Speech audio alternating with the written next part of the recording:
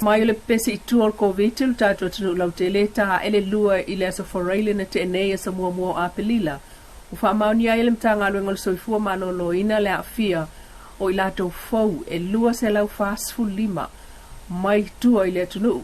O si ita iai i le lua afe ma le fitu sifulu ono tangata wa afia talu mai le aso sulfitu mati le ana sawa i tuol siama. O wha mawina e 5 se lau valu sfutolu i lato sa afia il wha mai utoe wha fo i sia le malosi ma toe malolo ina ai o lo tu mau pea le afe wha se lau viva tolu i lato o lo o afia pe siama mo le taimi nei.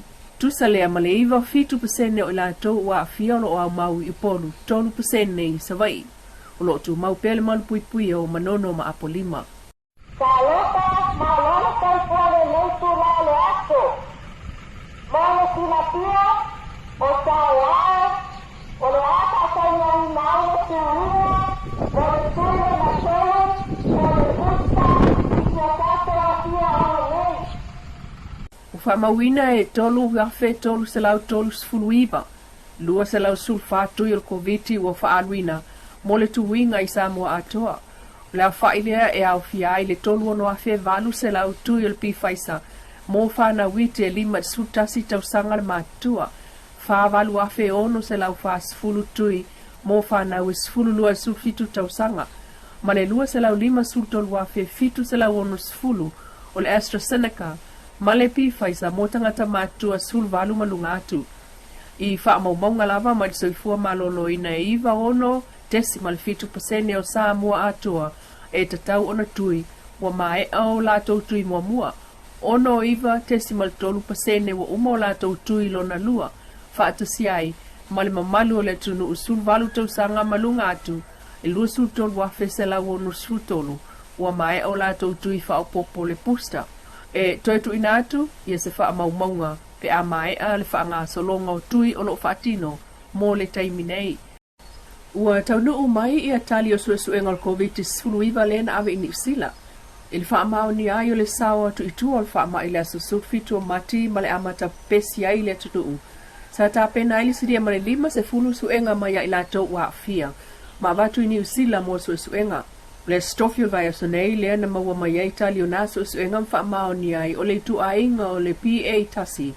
O le Omicron le wa pepesi le tunu. O le tu ainga le nei o Omicron sa tele ina pepesi le tunu o lalangi le amtanga o tau sang nei.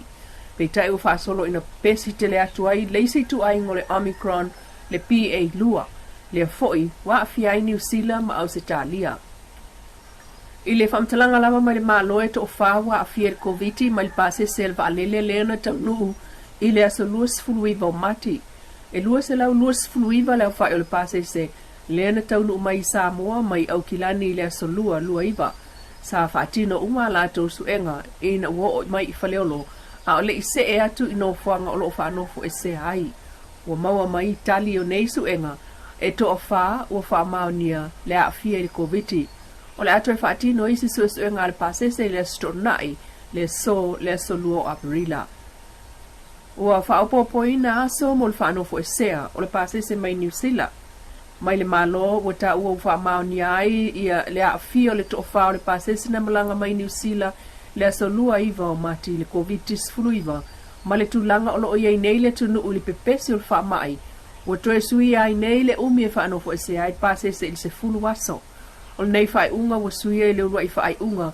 Na tuu ina atu mua. Ili whaanofo e se ai le fitu waso. Ila tau taunu umai le tunu uli aso luas fulu iwa o mati.